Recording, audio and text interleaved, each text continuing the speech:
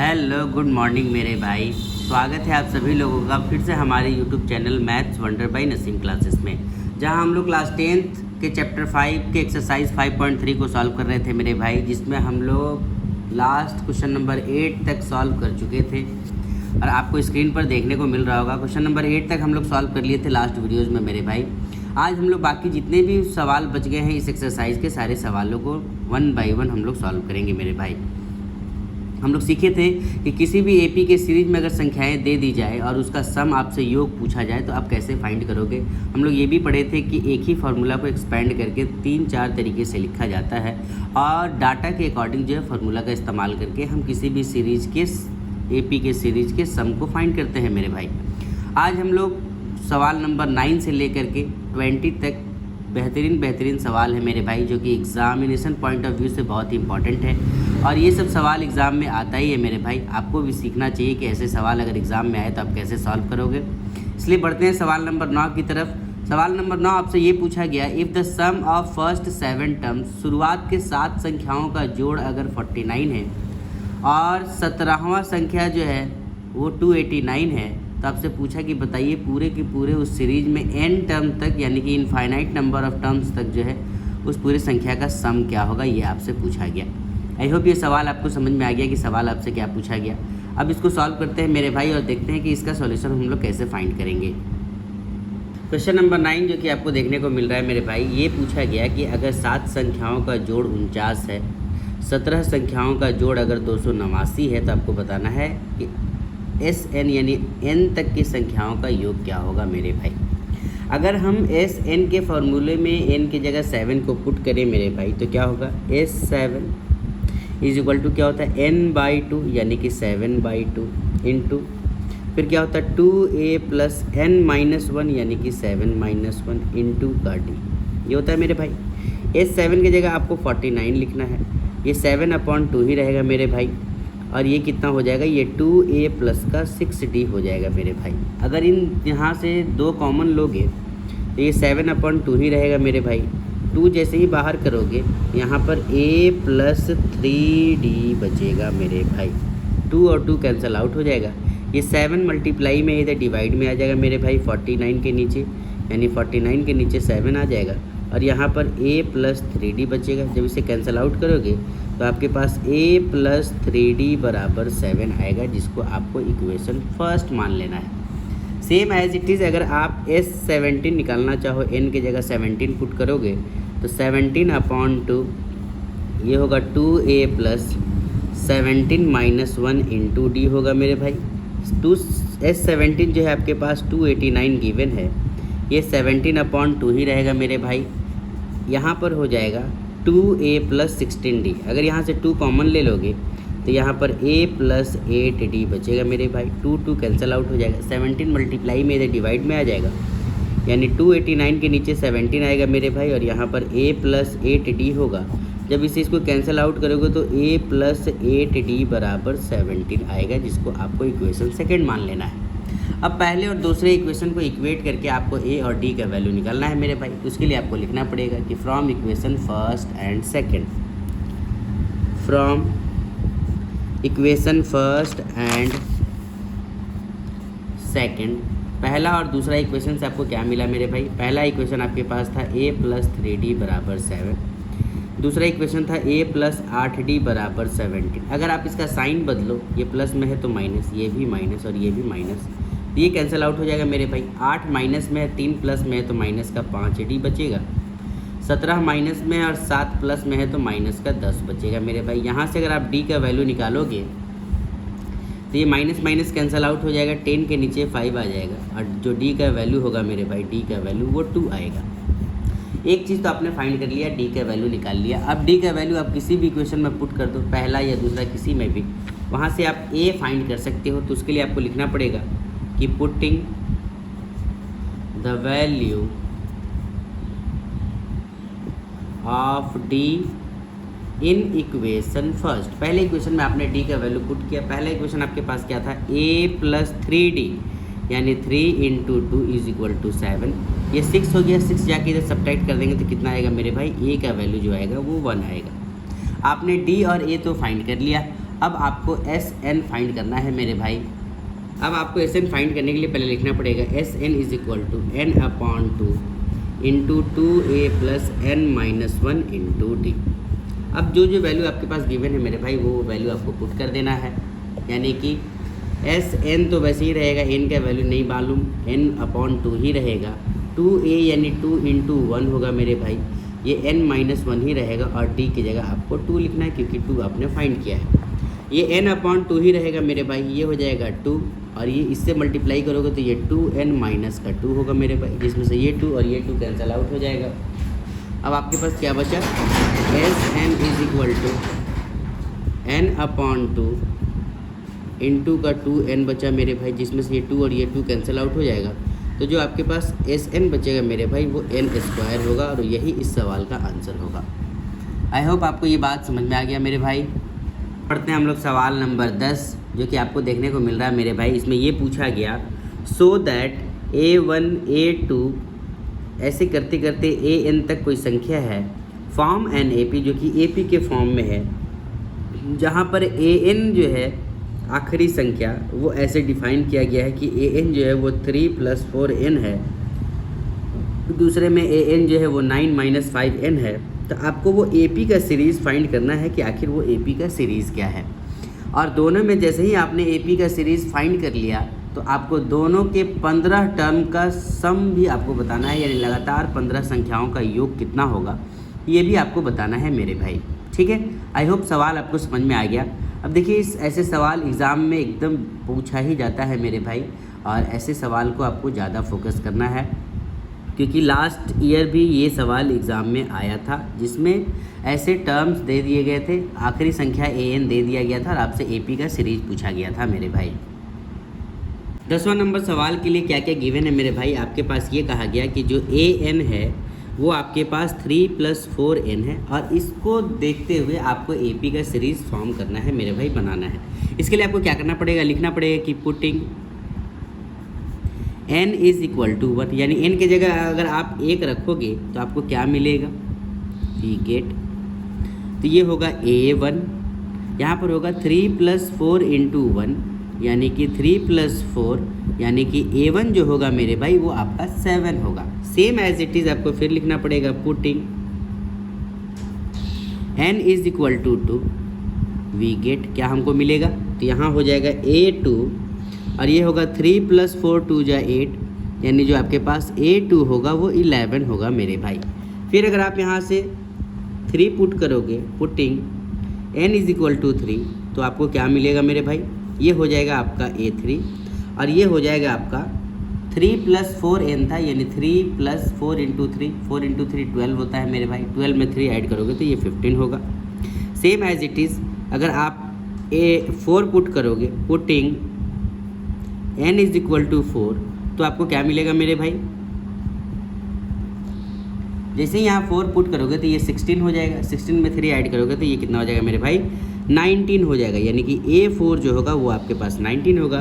तो इसीलिए अब आपको सक्सेसिव डिफरेंस भी आपको दिखाना पड़ेगा कि सक्सेसिव डिफरेंस इसमें क्या होगा। आपको लिखना होगा मेरे भाई कि difference between the successive terms are, क्या होगा, पहले आपको a2 में से a1 माइनस करके दिखाना होगा, a3 में से a2 माइनस करना होगा, a4 में से a3 को माइनस करके दिखाना होगा और दिखाने के बाद आपको डिफरेंस देखना है कि वो डिफरेंस एक जैसा है या नहीं है। तो a2 आपके पास 11 था, उसमें से 7 माइनस करोगे तो 4 आएगा मेरे भाई। a3 अभी आपने फाइंड किया था वो आपके पास 15 था, a2 आपके पास 11, उसको माइनस करोगे तो भी 4 आएगा और a4 आपके पास 19 आया था मेरे भाई, उसमें से 15 माइनस करोगे तो भी आपके पास 4 आएगा। आपने क्या देखा कि कॉमन डिफरेंस सबका सेम है, इसीलिए जो आपका AP होगा वो क्या होगा मेरे भाई, पहला टर्म जो होगा वो आपका 7 होगा, दूसरा जो टर्म होगा वो 11 होगा, तीसरा जो टर्म होगा वो 15 होगा, चौथा जो टर्म होगा वो 19 होगा और ऐसे ही ये AP का सीरीज चलते जाएगा मेरे भाई। लेकिन इसमें आपको S15 यानी 15 संख्याओं का योग भी पूछा गया है। तो जब आप यहाँ से S15 फाइंड करोगे मेरे भाई तो n/2 यानी कि 15/2 होगा। 2a का मतलब होता है 2a की जगह आपको क्या रखना होगा, 7 रखेंगे मेरे भाई, तो ये हो जाएगा 14, 7 2 जा 14 प्लस n-1 यानी कि आपको 15 - 1 ही पुट करना होगा और d आपके पास 4 है, वो गिवन है, आपको वैल्यू पुट कर देना है मेरे भाई। अब इसको सॉल्व करेंगे तो ये 15/2 ही होगा मेरे भाई। ये हो जाएगा 14 प्लस ये 14 × 4 कितना होता है मेरे भाई, तो ये होगा आपके पास 56।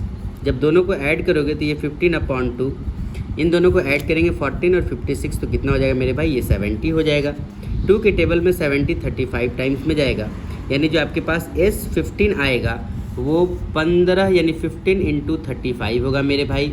अगर इसको हम मल्टीप्लाई करेंगे तो कितना आएगा, 15 5 जा 75, 15 3 जा 45 और 7 कितना हो जाएगा 52, यानी कि 525 आएगा मेरे भाई, और यही 15 संख्याओं का योग होगा। आई होप ये बात आपको समझ में आ गया। अगर आपको वीडियोस अच्छा लग रहा है मेरे भाई तो मेरे वीडियो को ज़्यादा से ज़्यादा शेयर कीजिए, अपने दोस्तों के पास अपने ग्रुप में शेयर कीजिए मेरे भाई, और लाइक करना और कमेंट करना एकदम नहीं भूलिए। मिलते हैं नेक्स्ट वीडियोज़ में, तब तक के लिए गुड बाय। सवाल नंबर 10 का पहला नंबर तो हम लोग बना लिए मेरे भाई। अब सवाल नंबर सेकंड जो कि आपको दिया गया है an = 9 - 5n, और कहा गया है कि आप इस an का इस्तेमाल करके, इस इक्वेशन का इस्तेमाल करके आप एक AP का सीरीज़ बनाइए, और सीरीज बनाने के बाद 15 संख्याओं का योग भी ज्ञात कीजिए, यानी कि फाइंड कीजिए मेरे भाई। देखते हैं कि इसका सॉल्यूशन हम लोग कैसे बनाएंगे मेरे भाई। तो जो हमारे पास गिवन है पहले हमें उसको लिखना पड़ेगा मेरे भाई। मेरे पास लिखा हुआ है an = 9 - 5n, ये हमारे पास सवाल में गिवन है, और कहा गया कि इससे आप एक AP का सीरीज बनाइए और 15 संख्याओं का योग ज्ञात कीजिए मेरे भाई। तो इसके लिए पहले आपको क्या लिखना पड़ेगा कि पुटिंग n = 1, अगर आप n की जगह 1 रखते हो तो यहाँ a 1 हो जाएगा, और ये 9 - 5 × 1 यानी कि 5 होगा। यहाँ से आपने क्या देखा कि जो आपके पास a1 आया वो 4 आया मेरे भाई। फिर same as it is putting n = 2, जैसे ही आपने यहाँ 2 पुट किया, यहाँ भी 2 पुट होगा मेरे भाई, ये 5 2 जा 10 हो जाएगा, यानी 9 में से 10 माइनस करोगे तो a2 जो आएगा वो आपका -1 आएगा मेरे भाई। सेम एज इट इज़ अगर आप पुटिंग n = 3 पुट करोगे मेरे भाई, तो यहाँ पर होगा a3 बराबर, ये 5 3 जा 15 हो जाएगा, यानी 9 - 15 होगा मेरे भाई, यानी a3 जो आपके पास आएगा वो कितना आएगा, -6 आएगा मेरे भाई। ठीक है, इसी तरीके से आपको a4 भी फाइंड करना है। जब आप a4 फाइंड करोगे तो लिखना पड़ेगा मेरे भाई कि पुटिंग n = 4, तो आपके पास ये a4 कितना आएगा, 9 - 5 × 4 आएगा मेरे भाई, यानी जो आपके पास a4 आएगा वो 9 - 20 होगा, यानी जो मेरे पास a4 होगा मेरे भाई वो -11 होगा। 4 का 4 हमने जो है टर्म फाइंड कर लिया मेरे भाई। अब इसका सक्सेसिव डिफरेंस आपको निकालना है, और निकाल करके दिखाना है कि सबका सक्सेसिव डिफरेंस सेम है। अगर सेम है तो वो AP का सीरीज़ है, और आपको AP का सीरीज़ लिख देना है। और AP का सीरीज़ जब लिखेंगे तो 15 संख्याओं का सम भी हम आसानी से फाइंड कर लेंगे। इसके लिए पहले आपको क्या लिखना पड़ेगा कि difference between the successive terms,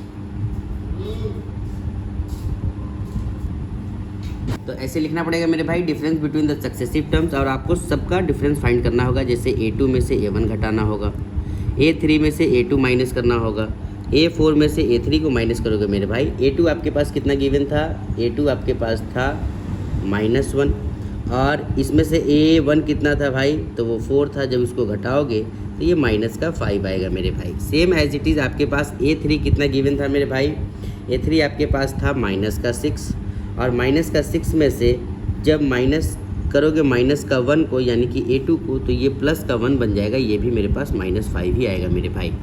जब a4 आपके पास आया कितना, -11, इसमें से माइनस करोगे जब a3 को यानी कि -6 को जब माइनस करोगे तो ये प्लस बन जाएगा। प्लस बनने के बाद यहाँ भी आपका सक्सेसिव डिफरेंस -5 ही आएगा। तो आपने क्या देखा कि पूरा का पूरा सक्सेसिव डिफरेंस जो है एक जैसा आया, इसीलिए आपका जो AP होगा, इसीलिए जो आपका AP होगा उसके पहले आपको लिखना पड़ेगा कि द डिफरेंस बिटवीन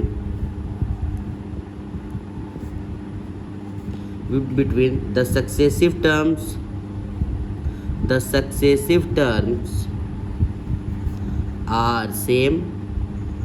इसीलिए जो आपका AP होगा मेरे भाई वो A1 आप कितना निकाले थे 4, A2 आप कितना निकाले -1, A3 आप कितना निकालें मेरे भाई, माइनस का 6, A4 आप कितना निकालें, माइनस का 11, और ऐसे करते करते ये AP का सीरीज बनेगा। लेकिन आपसे ये 15 संख्याओं का योग भी पूछा गया है मेरे भाई, यानी S15 जब आप निकालोगे तो क्या होगा, 15/2 इंटू 2A यानी कि 4 2 जा 8 प्लस n-1 यानी 15-1 इंटू का D, और D आपका कितना है मेरे भाई, माइनस का 5 है, माइनस का 5 से इसको मल्टीप्लाई करना होगा। ये 15/2 ही रहेगा मेरे भाई, ये 8 हो जाएगा, और ये 14 5 कितना हो जाएगा, माइनस का 70। ठीक है, अब यहाँ से क्या देखें कि ये 15/2 ही रहेगा मेरे भाई, 8 मेरे पास प्लस में है, 70 मेरे पास माइनस में है, तो माइनस का 62 बचेगा। जब इससे हम इसको कैंसिल आउट करेंगे तो माइनस का 31 आएगा भाई, और माइनस का 31 को अगर हम 15 से मल्टीप्लाई करेंगे तो जो मेरा S15 आएगा वो माइनस का 465 आएगा मेरे भाई, और यही इस सवाल का आंसर होगा।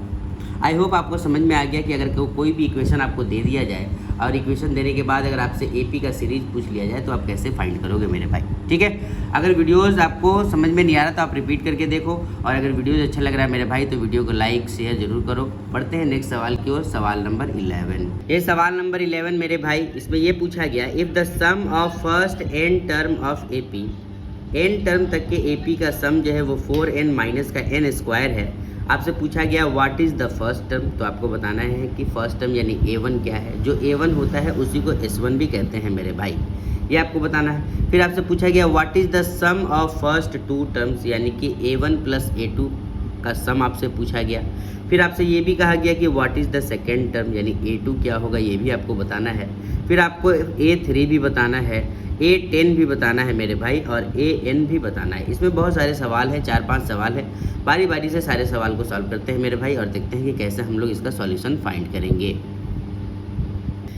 11 नंबर सवाल मेरे भाई, अभी हम लोग पढ़े इसमें क्या क्या गिवन था। जो गिवन था पहले आपको उसको लिखना पड़ेगा कि the sum of n terms of an AP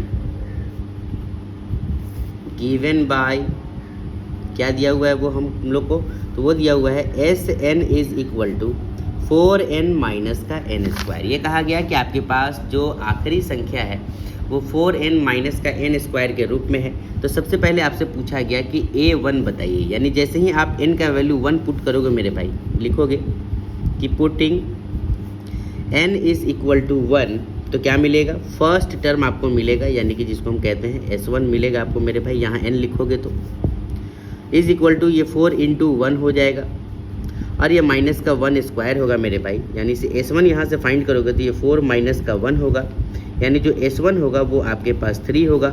जो S1 होता है मेरे भाई वही मेरा A1 भी कहलाता है, यानी कि फर्स्ट टर्म आपने पता कर लिया, एक सवाल तो आपने बना लिया। अगला सवाल आपसे पूछा गया कि सम ऑफ 2 टर्म्स बताइए आप, यानी इसके लिए पहले आपको A2 फाइंड करना होगा। A2 कैसे निकालोगे, सम ऑफ 2 टर्म्स कैसे निकालोगे मेरे भाई, तो इसके लिए आपको लिखना पड़ेगा कि सम ऑफ 2 टर्म्स बराबर 2 टर्म का जोड़ क्या होता है मेरे भाई, यानी A1 प्लस A2 कहलाता है, और इसी को हम क्या कहते हैं, S2 कहते हैं मेरे भाई, क्योंकि S2 का मतलब होता है सम ऑफ 2 टर्म्स, यानी जैसे ही आप n का वैल्यू यहाँ पुट करोगे 2, आपके पास A1 प्लस A2 पता चल जाएगा मेरे भाई।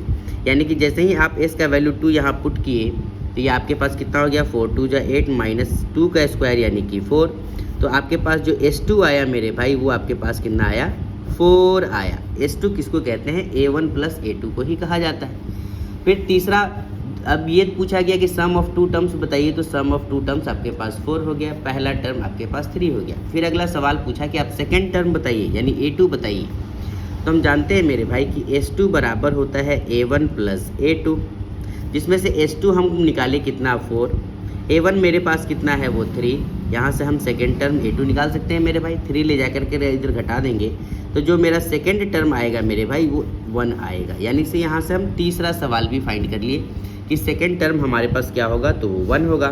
अब उसके बाद फिर हमसे पूछा कि आप जो है A3 भी बताइए, A10 भी बताइए और AN भी बताइए मेरे भाई। अगर हम यहाँ से A3 निकालना चाहें तो सबसे पहले हम A10 निकालते हैं मेरे भाई। A10 निकालेंगे, उसके लिए हमको पहले कॉमन डिफरेंस फाइंड करना पड़ेगा। तो कॉमन डिफरेंस अगर हम निकालेंगे, कॉमन डिफरेंस, तो क्या करेंगे हम A2 में से A1 को माइनस करेंगे मेरे भाई। A2 मेरे पास 1 है, A1 मेरे पास 3 है, घटाएंगे तो माइनस का 2 आएगा, यानी कॉमन डिफरेंस आपके पास -2 आ गया। आपसे तीसरा टर्म पूछा है A3 हम कैसे निकालते हैं मेरे भाई, A + 2D होता है, यानी A आपके पास 3 है और 2D मीन्स 2 × -2, यानी कि ये -4 हो जाएगा। यानी जब आप A3 फाइंड करोगे तो ये -1 आएगा मेरे भाई। आपने A3 भी फाइंड कर लिया। आपसे A10 पूछा है, A10 कहने का मतलब A + 9D आपसे पूछा गया मेरे भाई। A आपके पास 3 गिवन है, D आपके पास -2 है, तो 9 × -2 होगा, यानी 3 ये माइनस का 18 हो जाएगा मेरे भाई। माइनस में 18 है, 3 प्लस में है तो माइनस का 15 आएगा, यानी आपके पास जो 10वां संख्या होगा वो माइनस का 15 होगा मेरे भाई। अब आपसे आखिरी संख्या पूछा कि आप AN बताओ।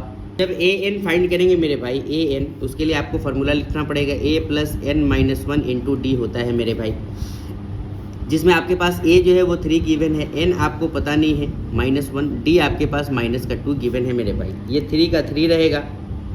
जब -2 से n को मल्टीप्लाई करोगे तो -2n बनेगा मेरे भाई। अब -2 से -1 को मल्टीप्लाई करोगे तो +2 बनेगा मेरे भाई। 3 और 2 को ऐड कर दोगे तो 5 हो जाएगा -2n, यानी जो आखिरी संख्या होगा वो 5 - 2n होगा, और यही इस सवाल का आंसर होगा मेरे भाई। आई होप ये बात आपको समझ में आ गया कि हमने कैसे आखिरी संख्या निकाला। अगर वीडियोज़ आपको वाकई अच्छा लग रहा है मेरे भाई, तो मेरे वीडियोज़ को प्लीज़ आप शेयर करो अपने दोस्तों के साथ, अपने ग्रुप में, ताकि आप भी सीख पाओ और अपने दोस्तों को भी सीखने में मदद करो, ठीक है मेरे भाई। और हाँ, हमारे चैनल को लाइक और सब्सक्राइब करना बिल्कुल भी नहीं भूलो मेरे भाई। ज़्यादा से ज़्यादा आप लोग शेयर करो, ताकि हमारा जो है ज़्यादा से ज़्यादा मेहनत जो है वो साकार हो सके। बढ़ते हैं सवाल नंबर 12 की ओर मेरे भाई।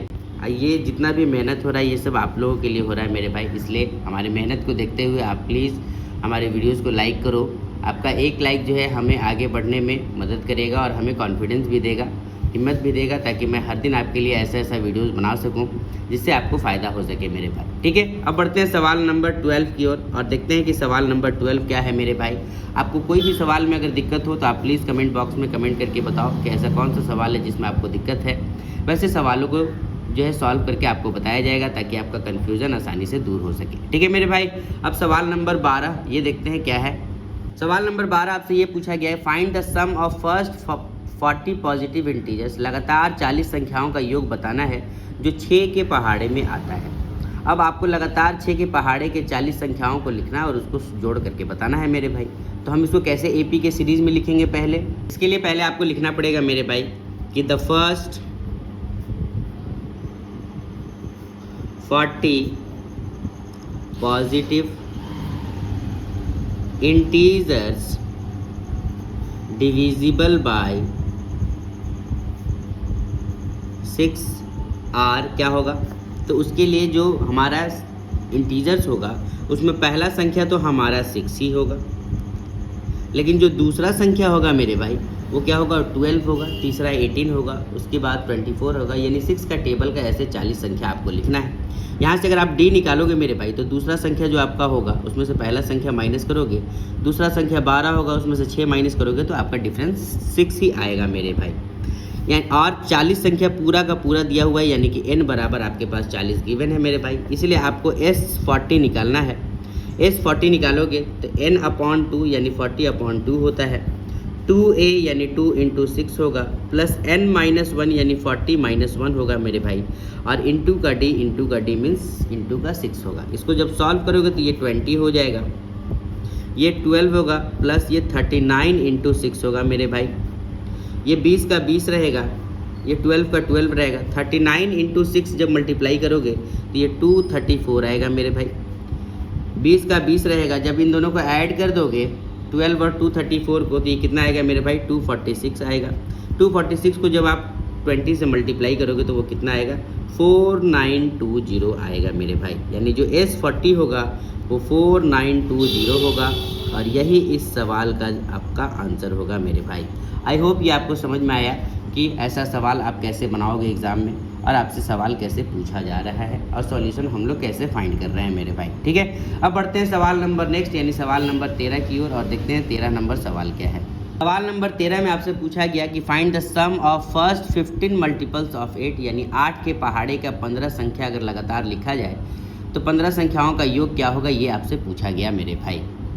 सवाल नंबर 13 यही पूछा गया कि 8 के पहाड़े के अगर 15 संख्याएं लगातार लिख दिया जाए तो उसका योग कितना होगा मेरे भाई। उसके लिए आपको लिखना पड़ेगा कि द फर्स्ट 15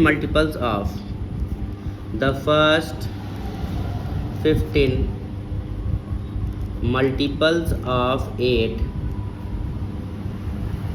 आर क्या होगा, तो वो 8 होगा, 16 होगा, 24 होगा। ऐसे करते करते 15वां संख्या पर जब आप पहुंचोगे 8 के पहाड़े का तो वो 120 होगा मेरे भाई। कितना होगा, 120 होगा, जिसमें आपको एपी का सीरीज मिल गया। आपसे S15 पूछा है मेरे भाई। S15 आप पहले फार्मूला लिखोगे n/2 into 2a plus n-1 into D, जिसमें S15 आपको निकालना है। यहाँ पर क्या होगा, ये 15/2 होगा मेरे भाई, इंटू 2a मतलब 2 इंटू 8 यानी कि 16 होगा मेरे भाई, n-1 यानी कि 15-1 होगा मेरे भाई। और d आपके पास कितना आया, तो आपने d देखा कि सबका डिफरेंस आपका 8 है, कॉमन है, तो आपने 8 लिख दिया। ठीक है मेरे भाई। अब यहाँ से इसको जब सॉल्व करोगे तो ये 15/2 ही रहेगा मेरे भाई, ये 16 का 16 हो जाएगा और ये 14 इंटू 8 होगा, ये 15/2 ही रहेगा मेरे भाई, ये 16 का 16 रहेगा। जब इसको मल्टीप्लाई करोगे 14 8 जा तो ये 112 आएगा। 112 में जब 16 को ऐड करोगे मेरे भाई तो वो कितना आएगा, 128 आएगा। ये इससे कितने टाइम्स में जाएगा, 64 टाइम्स में, यानी जो S15 होगा वो 15 गुना 64 होगा। अब जब दोनों को गुना कर लोगे, 15 गुना 64 कर लोगे मेरे भाई, तो ये कितना आएगा, 960 आएगा। यानी S15 जो होगा वो 960 होगा, यानी 8 के पहाड़े का 15 संख्याओं का जो जोड़ होगा वो 960 होगा मेरे भाई। आई होप ये बात आपको समझ में आया कि कैसे हमने इसको सॉल्व किया। अगर वीडियोज़ आपको अच्छा लग रहा है मेरे भाई, प्लीज़ मेरे वीडियोज़ को शेयर करो ज़्यादा से ज़्यादा अपने दोस्तों में, अपने ग्रुप में, ताकि आप भी सीख पाओ मेरे भाई और आपके दोस्त लोग भी सीख पाएँ। ठीक है, अब बढ़ते हैं नेक्स्ट सवाल नंबर 14 की ओर और देखते हैं सवाल नंबर 14 क्या है मेरे भाई। सवाल नंबर 14 आपसे ये पूछा गया कि find the sum of the odd numbers between 0 and 50। कहा कि आपको 0 से 50 के बीच में ऑड संख्याएं लिखनी है और ऑड संख्याओं को लिखने के बाद उन सब का सम निकालना है। ऑड संख्या किसको कहते हैं, ऑड नंबर उसको कहते हैं जो 2 के टेबल में नहीं आता मेरे भाई। तो 0 से 50 के बीच में 25 ऐसा संख्या होगा जो 2 के पहाड़े में नहीं आएगा और वो सारा का सारा क्या होगा, ऑड नंबर होगा। तो ये तो आपको पता चल गया कि वो संख्या कितना है, यानी n कितना है वो संख्या है, तो वो 25 संख्या है और वो 25 संख्या का आपको सम निकालना है। उसके लिए आप कैसे इसका सॉल्यूशन फाइंड करोगे देखते हैं मेरे भाई। इसके लिए सबसे पहले आपको लिखना पड़ेगा कि द ऑड नंबर्स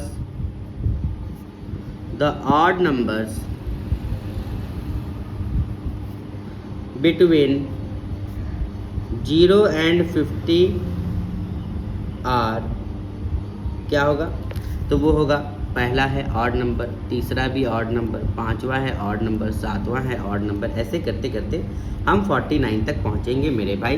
49 भी मेरा ऑड नंबर होगा। यहाँ से हम क्या देखें कि जो मेरे पास a है वो 1 है, जो मेरे पास d है वो a2 माइनस a1 यानी कि जो मेरे पास d है वो 2 है, और मेरे पास जो n है वो टोटल 25 संख्या है मेरे भाई, और ये 25 संख्याओं का योग आपको फाइंड करना है। बस केवल इन सारे वैल्यूज़ को आपको जो है फॉर्मूले पर पुट कर देना है। जब यहाँ से ऑड नंबर का 25 संख्याओं का योग निकालोगे मेरे भाई, तो उसके लिए पहले आपको फॉर्मूला लिखना पड़ेगा कि Sn is equal to n/2 into 2a plus n-1 into d, यानी कि S25 आपको फाइंड करना है मेरे भाई। n के जगह आपको 25 लिखना पड़ेगा, a के जगह अभी हम लोग देखें a हमारे पास 1 था और d हमारे पास 2 था, तो ये 2 इंटू 1 यानी कि 2 होगा। n आपके पास 25 माइनस 1 होगा और d आपके पास 2 है मेरे भाई। केवल वैल्यू आपको पुट कर देना है। ये 25/2 ही रहेगा मेरे भाई, ये 2 रहेगा, ये हो जाएगा 24 इंटू 2 यानी कि 48 हो जाएगा मेरे भाई। ये 25/2 ही रहेगा और ये 50 हो जाएगा, जो कि इससे 25 टाइम्स में कैंसिल आउट हो जाएगा। यानी S25 जो संख्या आएगा 25 गुना 25 यानी 25 का स्क्वायर कितना होता है मेरे भाई, 625, यानी 25 और संख्याओं का जो योग होगा वो 625 होगा, और यही इस सवाल का आंसर होगा मेरे भाई। आई होप ये आपको बात समझ में आया कि कैसे हमने इसको फाइंड किया। अब बढ़ते हैं सवाल नंबर 15 की ओर और देखते हैं कि 15 नंबर सवाल क्या है मेरे भाई। सवाल नंबर 15 आपसे ये पूछा गया, a contract on construction job specifies a penalty for delay for completions beyond a certain date as follows. कहा कि देखिए कंस्ट्रक्शन जॉब में ये पेनाल्टी रखा गया कि अगर आप टाइम से डिले करके बनाकर देते हो तो तो फर्स्ट डे के लिए आपको 200 रुपया चार्ज पेनाल्टी लगेगा। लेकिन अगर उससे एक दिन से अधिक अगर आप लेट करते हो तो सेकेंड डे आपको 250 चार्ज देना होगा, थर्ड डे आपको 300 चार्जेस देने होंगे, और ऐसे हर दिन जो है 50 रुपया इंक्रीज़ करते जाएगा हर दिन प्रीसीडिंग डे में। तो आपको बताना है कि how much money the contractor has to pay as penalty, कितना उसको पेनाल्टी के तौर पर पैसा देना होगा कॉन्ट्रैक्टर को, if he has delayed for the work by 30 days, अगर वो 30 दिन तक का काम को डिले कर चुका है तो आपको बताना है कि 30 दिन में उसको कितना पेनाल्टी देना होगा मेरे भाई। आई होप सवाल आपको समझ में आ गया कि सवाल क्या था। अब इसका सॉल्यूशन पहले फाइंड करते हैं मेरे भाई, और देखते हैं कि इसका हम लोग सॉल्यूशन कैसे फाइंड करेंगे। इसके लिए आपको लिखना पड़ेगा मेरे भाई कि the amount paid in the form of penalty is in the form of following AP, यानी जो आपने पेनाल्टी जो पे किया है वो एक ही AP के फॉर्म में पे किया है। कैसे लिखेंगे मेरे भाई? तो पहला आप 200 रुपया पे किए पहला दिन के लिए अगर डिले करते हैं, अगले दिन अगर आप डिले करते हैं तो आपको 250 पे करना पड़ेगा, उसके अगले दिन अगर आप डिले करते हैं तो 300 पे करना पड़ेगा, उसके अगला दिन अगर आप डिले करते हैं आपको 350 पे करना होगा, और ऐसे ही आपको 30 दिन तक लगातार पे करना पड़ेगा मेरे भाई। यहाँ से हम क्या देखें कि मेरा जो पहला संख्या था वो 200 था, जो हम डी निकाले सेकंड संख्या में से पहले संख्या को माइनस कर दिए तो मेरे पास डी भी आ गया मेरे भाई। कुल जो है हम 30 दिन तक डिले किए हैं, यदि एन हमारे पास 30 है मेरे भाई। अब आपको केवल S30 फाइंड कर लेना है। जब आप S30 फाइंड करोगे मेरे भाई, फॉर्मूला आप जानते हो n/2 into 2a plus n-1 into D होता है मेरे भाई। केवल आपको वैल्यू रख देना है, n के जगह 30 लिखोगे, a के जगह 200 होगा, 200 2 जा 400 हो जाएगा, n के जगह आप 30-1 लिखोगे मेरे भाई, और d की जगह आप 50 लिखोगे। जब आप इसको सॉल्व करोगे ये इससे कट जाएगा 15 टाइम्स में, ये 400 का 400 रहेगा मेरे भाई। ये 29 इंटू 15 होगा, 50 होगा, 29 इंटू 50 कितना होता है? 1450 होता है मेरे भाई। 1450 में जब इसको ऐड करोगे तो ये 15 इंटू 1850 होगा, और जब आप दोनों को गुना करोगे तो आपके पास S30 आ जाएगा मेरे भाई। दोनों को गुना करने से मेरा S30 कितना होगा? तो वो होगा 27750, यानी 30 दिन के अंदर उस कॉन्ट्रैक्टर को 27,750 रुपीज़ पे करना होगा। आई होप ये सवाल आपको समझ में आया कि हमने कैसे इसको सॉल्व किया मेरे भाई।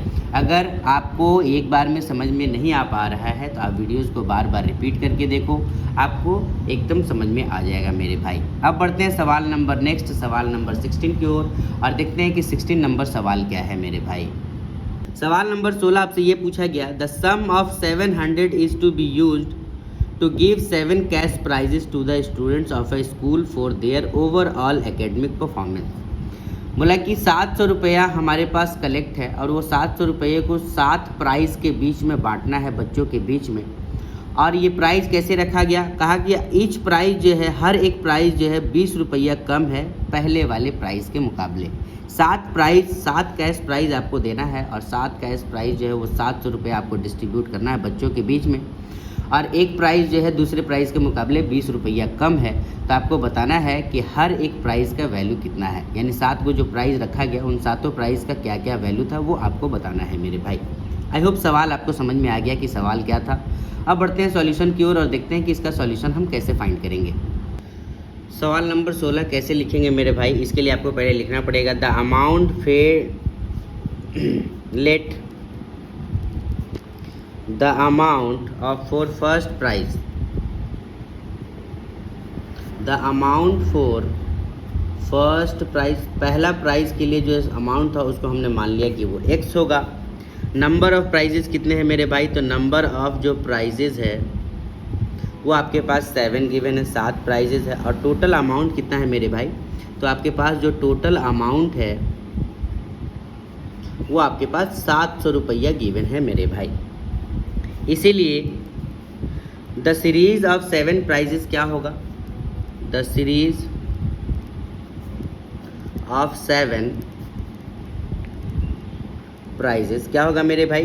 तो पहला प्राइज़ अगर आपका x था तो दूसरा प्राइस का दाम जो था उसमें से 20 रुपया कम था।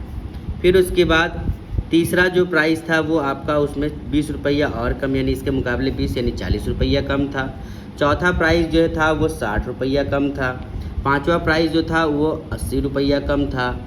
छठा जो प्राइस था मेरे भाई वो 100 रुपया कम था। और सातवां जो प्राइस था मेरे भाई वो 120 रुपया कम था। ऐसे प्राइस को गिवन किया गया और ये सातों प्राइस का जो जोड़ था वो आपके पास 700 गिवन था मेरे भाई। यहाँ से जब आप सबको ऐड करोगे सारे x को तो 7 बार x आएगा यानी 7x आएगा मेरे भाई। और ये सभी संख्याओं को जब आप ऐड करोगे तो ये माइनस का 420 आएगा, यही 700 के इक्वल था मेरे भाई। -420 को जब इधर ले आओगे तो ये प्लस का 420 होगा, यानी कि 700 में 420 आकर के ऐड हो जाएगा मेरे भाई। तो यहाँ पर क्या आएगा 7x = 1120 आएगा मेरे भाई। जैसे ही यहाँ x का वैल्यू आप निकालोगे 1120 के नीचे 7 आ जाएगा। 7 से जब इसको कैंसिल आउट करेंगे मेरे भाई तो वो 160 टाइम्स में जाएगा, 160 टाइम्स में जाएगा। यानी यहाँ से आपने ये फाइंड कर लिया कि पहले प्राइस का जो वैल्यू था वो 160 रुपया था। क्या था? 160 रुपया था। इसीलिए द 7 प्राइजेज आर जो होगा, द 7 प्राइजेज आर, पहला क्या होगा? पहला 160 रुपया होगा। दूसरा इससे 20 कम यानी कि 140 रुपया होगा। तीसरा इससे 40 कम यानी कि वो 120 रुपया रहा होगा। अगला 100 रुपया रहा होगा। अगला 80 रुपया रहा होगा। फिर उसके अगला जो है 60 रुपया रहा होगा मेरे भाई। और लास्ट वाला जो है आपके पास 40 रुपया रहा होगा price.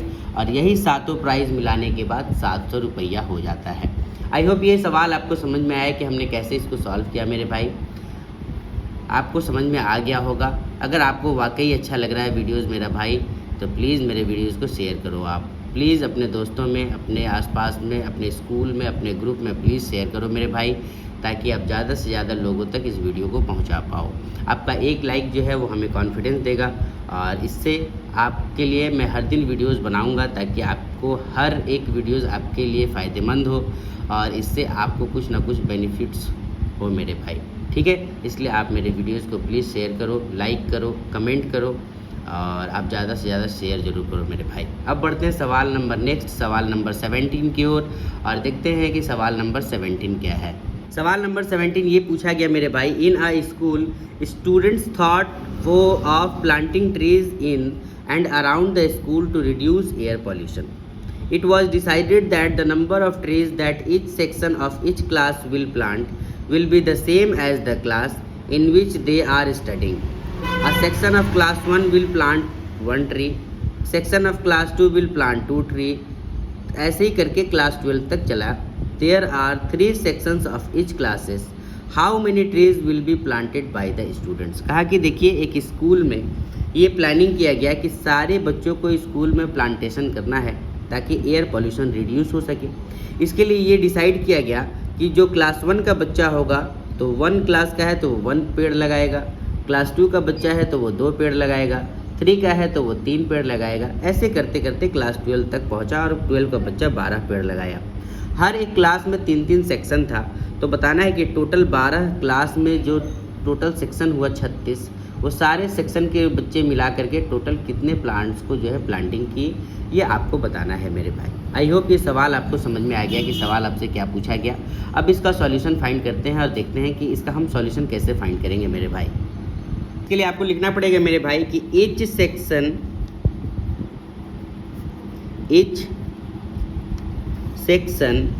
Of each class will plant tree.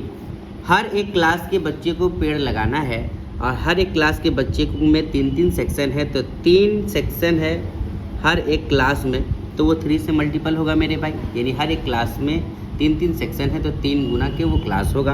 अगर इसीलिए तो जो पेड़ हम लगाएंगे, total number of tree planted by class 1, total number of tree planted by class 1 जो होगा, क्लास 1 के द्वारा जो टोटल पेड़ लगाया गया वो 3 × 1 होगा यानी 3 होगा. Same as it is total number of tree planted by class 2 के द्वारा जो टोटल नंबर ऑफ प्लांट किया गया हुआ पेड़ वो कितना होगा मेरे भाई 3 × 2 यानी कि 6 होगा। ऐसे ही क्लास 3 का फाइंड करेंगे मेरे भाई। ऐसे ही क्लास 3 के लिए लिखेंगे कि टोटल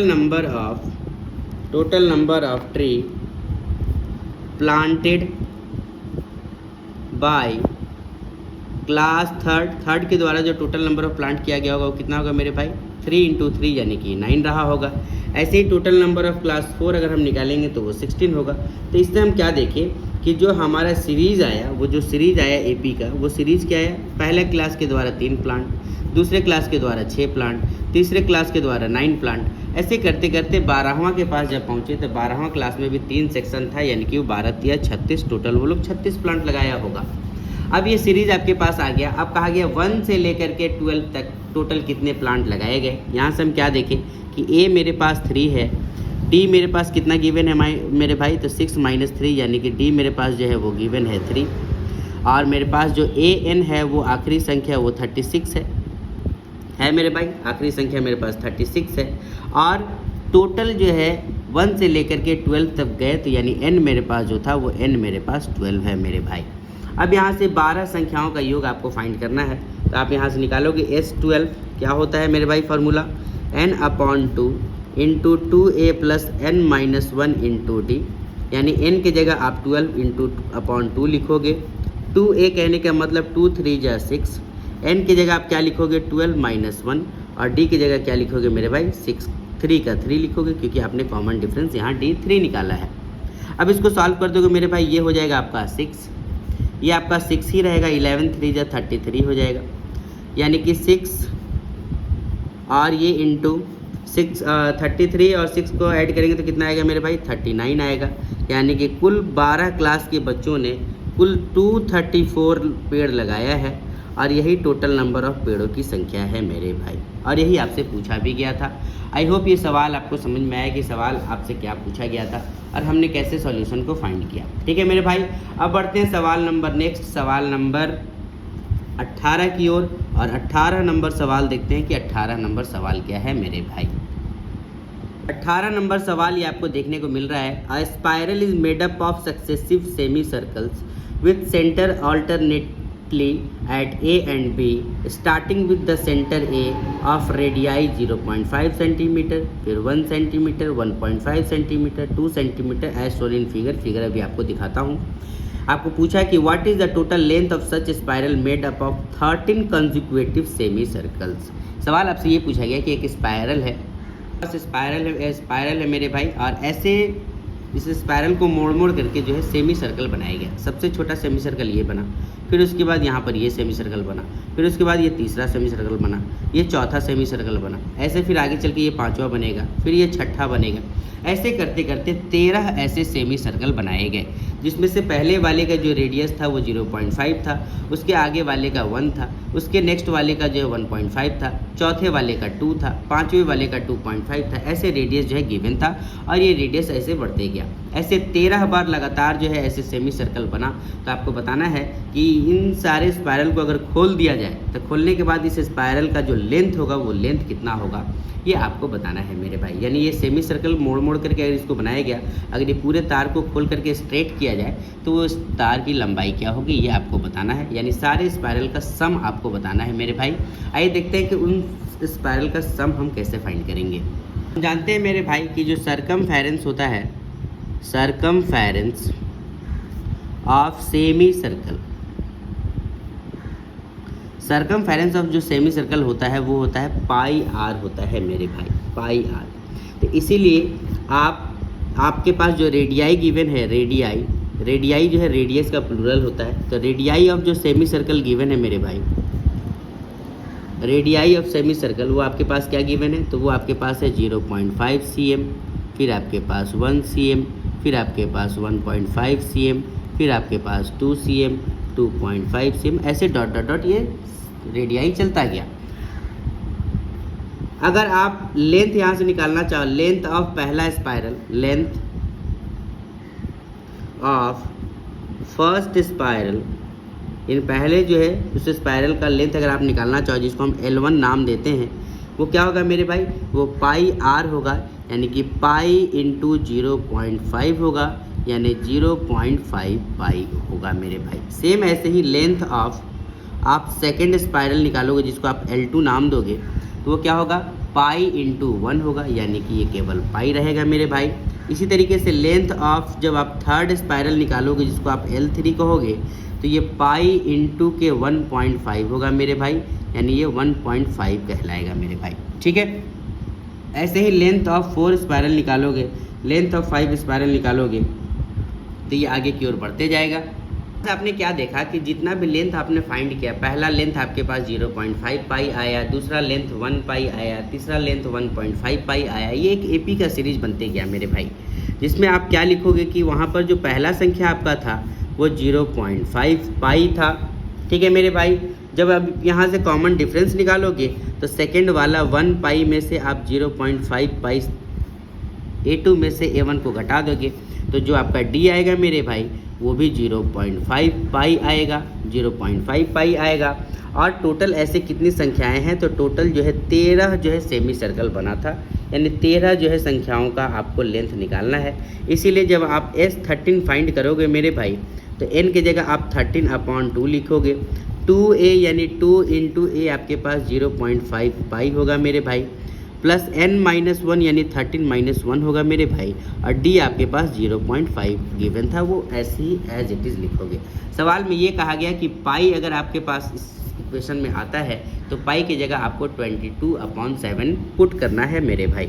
ये 13/2 ही रहेगा, जब इससे इसको गुना कर दोगे तो ये केवल पाई होगा, और क्योंकि 2 इंटू हाफ जो है वो 1 होता है, 1 इंटू पाई पाई ही कहलाएगा, और प्लस ये कितना हो जाएगा 12 इंटू हाफ, यानी कि 6 पाई होगा मेरे भाई, यानी ये 13/2 ही रहेगा, और ये दोनों मिलाने के बाद 7 पाई हो जाएगा मेरे भाई। 7 पाई को जब आप सॉल्व करोगे तो ये 13/2 ही रहेगा, 7 इंटू 22/7 होगा, जिसमें 7 कैंसल आउट हो जाएगा, 2 से ये 11 टाइम्स में चला जाएगा, यानी कि कुल 13 स्पाइरल का जो लेंथ होगा, टोटल लेंथ, वो 13 इंटू 11 सेंटीमीटर होगा।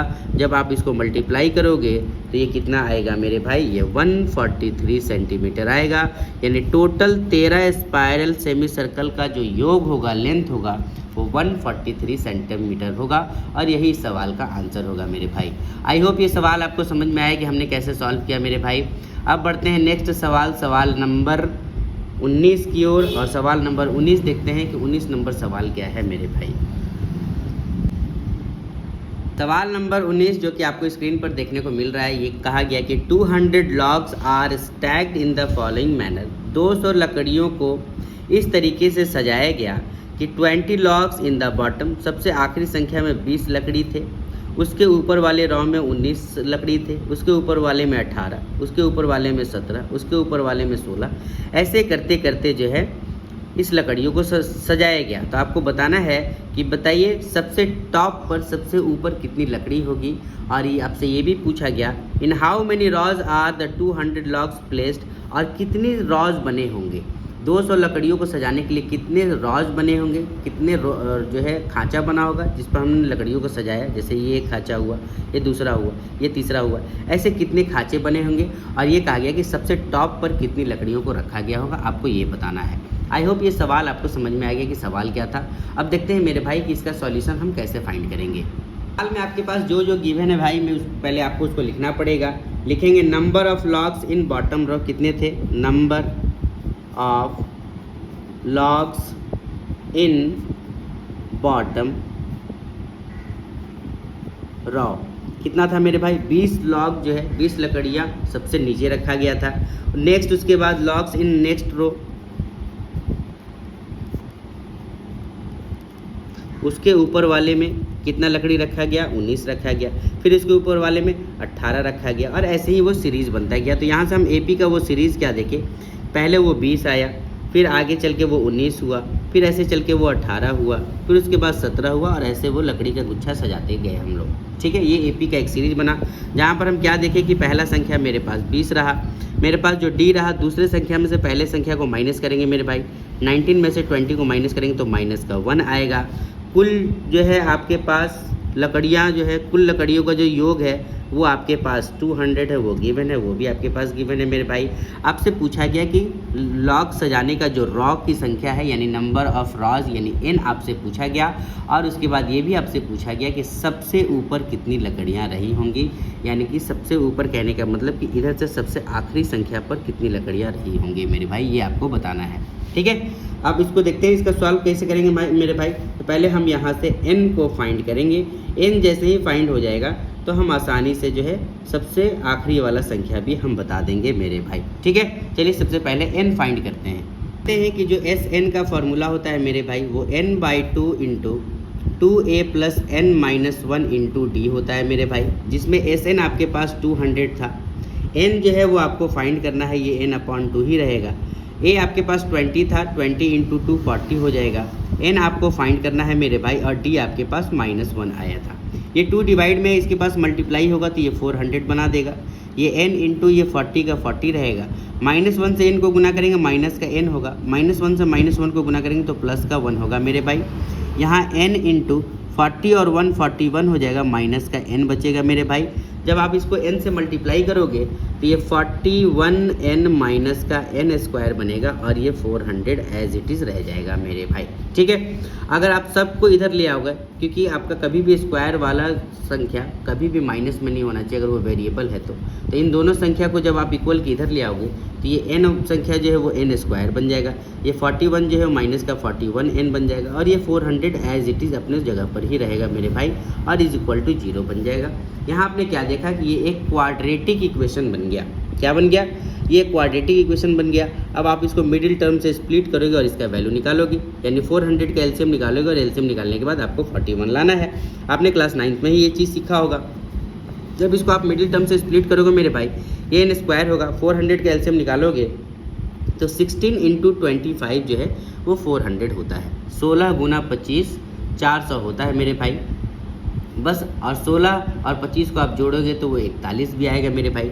अब इसी चीज़ को आपको माइनस में लिखना होगा, माइनस का 60n माइनस का 25n और ये प्लस का 400 एज इट इज़ रहेगा। 4 टुकड़े में ये आ गया, 2 टुकड़ा आपको एक साथ लिखना है।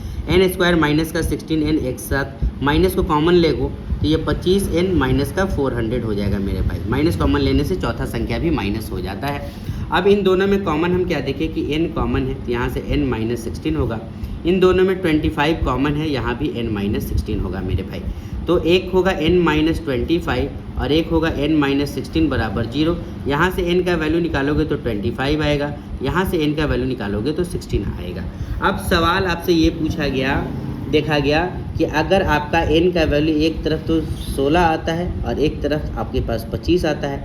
अगर n 16 है तो a 16 अगर आप निकालोगे, n अगर आपका 16 है तो अगर आप a 16 निकालोगे, आखिरी संख्या निकालोगे, तो a 16 के लिए आप क्या लिखोगे मेरे भाई, a प्लस 15d लिखोगे, जिसमें a आपके पास था 20 और 15 गुना के -1 होगा। ये d का वैल्यू आपके पास -1 था तो ये 20 माइनस 15 हो जाएगा, यानी कि 5 आएगा। लेकिन अगर आप 25 लेते, a 25 निकालते हैं मेरे भाई, अगर आप n के जगह 25 लिखते, इफ़ n बराबर 25, तो जब आप a 25 निकालते तो क्या होता है, ये a प्लस 24d कहलाता।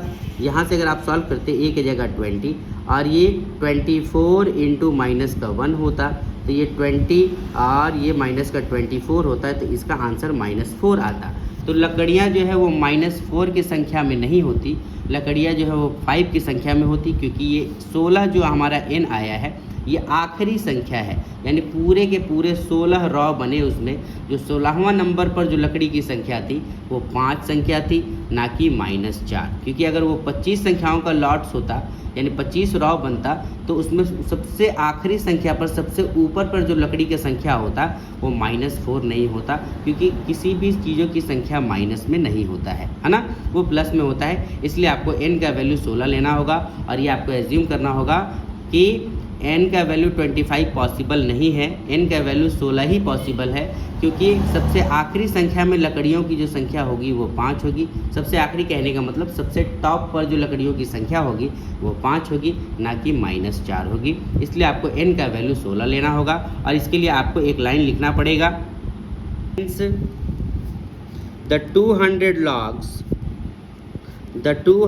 logs are placed in 16 rows and 5 logs are in the top row। यानी कि कुल जो है 16 रॉज बनेंगे उस लकड़ियों के गुच्छों में और सबसे ऊपर जो है 5 लकड़ियाँ होंगी। यही 2 सवाल आपसे पूछा गया था और यही सवाल का आंसर होगा मेरे भाई। आई होप ये सवाल आपको समझ में आया कि हमने कैसे इसको सॉल्व किया। अब लास्ट सवाल नंबर 20 उसको देखते हैं और उसके बाद देखते हैं कि उसका सॉल्यूशन हम कैसे फाइंड करेंगे मेरे भाई। 20वां नंबर सवाल जो कि आपको देखने को मिल रहा है मेरे भाई। सवाल क्या पूछा गया आपसे, एक पोटैटो रेस था। A bucket is placed at the starting point. यहाँ पर एक बाल्टी रखा गया which is 5 metre from the first potato. पहले आलू से वो 5 मीटर की दूरी पर था। And the other potatoes are placed 3 metre apart from the straight line. और बाकी जितने भी आलू रखे गए वो पहले आलू के मुकाबले सब 3-3 मीटर की दूरी पर रखे गए। तो आपसे ये कहा गया कि there are 10 potatoes in the line. इस लाइन में 10 आलू रखा गया। आपको बताना है a competitor starts from the bucket. यहाँ से वो चालू शुरू करती है। पिक्स द नियरेस्ट पोटैटो, सबसे नज़दीक वाले वो आलू को पकड़ती है। And runs back with it, वापस आती है और वो बाल्टी में रखती है। फिर उसके बाद नेक्स्ट पोटैटो के पास वो जाती है। फिर वहाँ से वो वापस आती है और बाल्टी में रखती है। फिर थर्ड पोटैटो के पास वो जाती है, वहाँ से उसको पिक करती है। फिर वापस आके ऐसे बकेट में वो डालती है। ऐसे करते करते जो है वो पूरे 10 आलू को वो उठाती है और 10 आलू को बारी बारी से वो बकेट में आकर के डालती है। आपसे सवाल ये पूछा गया कि what is the total distance the competitor has to run. यानी टोटल उसने कितनी दूरी तय की ये आपको बताना है। और आपको ये हिंट भी दिया गया है कि आपको हिंट जो है ये दिया गया कि पहले जो 5 मीटर दूरी था बाल्टी से वो 2 बार वो कवर की। पहले एक बार आलू उठाने गई, फिर वो वापस आई, तो वो 10 हो गया। अगला में क्या हुआ कि वो 5 मीटर तो चली ही, प्लस दूसरा आलू जो वो 3 मीटर एक्स्ट्रा दूरी पर था, यानी 8 मीटर की दूरी पर था। तो वो 8 मीटर वापस आई भी और 8 मीटर गई भी। इसको 2 से मल्टीप्लाई किया। फिर अगला जो तीसरा संख्या होगा उसमें वो 11 मीटर गई, वापस 11 मीटर आई, तो वो 11 दूना 22 हो गया। तो उसको आपको 2 × 11 लिखना पड़ेगा। ऐसे करके वो एपी का एक सीरीज बना। आइए देखते हैं इसका सॉल्यूशन कैसे हम फाइंड करेंगे मेरे भाई। इसके लिए आपको लिखना पड़ेगा total distance travel, total distance travel to pick first potato. पहला पोटैटो के लिए वो कितना डिस्टेंस कवर की, तो 5 मीटर का दूरी वो 2 बार चली, यानी 2 × 5 होगा, वो 10 मीटर होगा मेरे भाई। फिर लिखेंगे total distance travel to pick the second potato. Second potato के लिए वो क्या की, वो 5 मीटर तो चली ही, उसके अलावा 3 मीटर एक्स्ट्रा दूरी पर था, यानी कि वो 8 मीटर था। और ये 2 बार चली है 8 मीटर को, यानी कि वो 16 मीटर डिस्टेंस कवर की।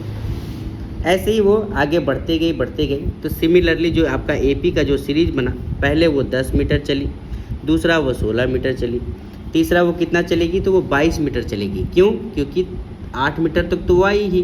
तीसरा आलू 3 मीटर और आगे था, यानी 11 मीटर था। 11 मीटर वो आई, 11 मीटर वो वापस गई, यानी कि 22 मीटर चली वो। अगला जो है फिर वो कितना मीटर चली, तो 28 मीटर चली। और ऐसे चलते चलते जो है वो 10 आलू को उठा करके रखी। यहाँ से हम क्या देखें कि मेरे पास पहला संख्या जो है वो 10 रहा। मेरे पास कॉमन डिफरेंस जो रहा सेकंड में से फर्स्ट को घटाएंगे तो 6 रहा। मेरे पास कुल 10 संख्याएँ थी, क्योंकि 10 बार ये हम जो है 10 आलूओं को उठाना था, यानी नंबर ऑफ जो पोटैटोज थे वो 10 थे। अब आपको टोटल जो है डिस्टेंस निकालना है, तो इसके लिए आपको लिखना पड़ेगा, सम निकालना पड़ेगा S10 अगर आप निकालोगे तो पहले फार्मूला पुट करोगे मेरे भाई, n/2 × 2a + n-1 × d। बस केवल आपको वैल्यू इसमें पुट कर देना है। तो जो आपके पास S10 होगा मेरे भाई वो 10/2 × 2a आपके पास 10 है तो ये 20 बन जाएगा। n आपके पास 10 है, 10 में से 1 घटाओगे, और d आपके पास 6 है, वो 6 का 6 लिखोगे मेरे भाई। ये आपका 5 हो जाएगा। ये 20 + 9 6 कितना होता है 54, ये 54 हो जाएगा। यानी 5 × 54 + 20 कितना होगा 74। यानी कि वो 10 पोटैटो को उठाने में जो वो डिस्टेंस ट्रैवल की होगी वो 5 × 74 होगा, जो कि 370 मीटर होगा। और यही इस सवाल का आंसर होगा मेरे भाई। वो कुल 370 मीटर दूरी को कवर की होगी। आई होप ये वीडियोज़ आपको समझ में आए, ये सारे सवाल समझ में आए मेरे भाई। ये एक्सरसाइज हमारा कंप्लीट हो गया चैप्टर 5। अब नेक्स्ट वीडियोज़ में हम लोग न्यू चैप्टर को जो है शुरू करेंगे मेरे भाई, जो कि चैप्टर होगा हमारा ट्रायंगल। उसमें हम सीखेंगे कि सिमिलैरिटी ऑफ ट्रायंगल क्या होता है, कैसे दो ट्रायंगल आपस में सिमिलर होते हैं मेरे भाई। आज हम लोग जो है अर्थमेटिक प्रोग्रेशन को पूरी तरह से हर एक सवाल को कंप्लीट कर लिए मेरे भाई। अगर आपको वीडियोस वाकई अच्छा लगा तो आप मेरे वीडियोस को ज़्यादा से ज़्यादा शेयर कीजिए मेरे भाई, ज़्यादा से ज़्यादा इसको जो है दोस्तों तक फैलाइए, ज़्यादा से ज़्यादा आप हमारे वीडियोस को लाइक कीजिए, सब्सक्राइब कीजिए, क्योंकि आपका एक सब्सक्राइब जो है हमें बहुत ही कॉन्फिडेंस देगा, हमें बहुत ही हिम्मत देगा, और ताकि हम आपके लिए हर दिन ऐसा रोज़ वीडियोस बना सकें मेरे भाई, ठीक है। इसलिए आप लोग जो है प्लीज़ हमारी बातों को ख्याल कीजिए और आप अपनी पढ़ाई को अच्छे से कीजिए मेरे भाई, आप अपने शौक़ को पूरा कीजिए, अपने माँ बाप के सारे शौक़ को पूरा कीजिए मेरे भाई, ठीक है। फिर मिलते हैं नेक्स्ट वीडियोज़ में, तब तक के लिए आप लोग अपना ख्याल रखिए और अपने माँ बाप के सारे शौक़ों को पूरा कीजिए मेरे भाई, ठीक है। तब तक के लिए गुड बाय, मिलते हैं नेक्स्ट वीडियोज़ में।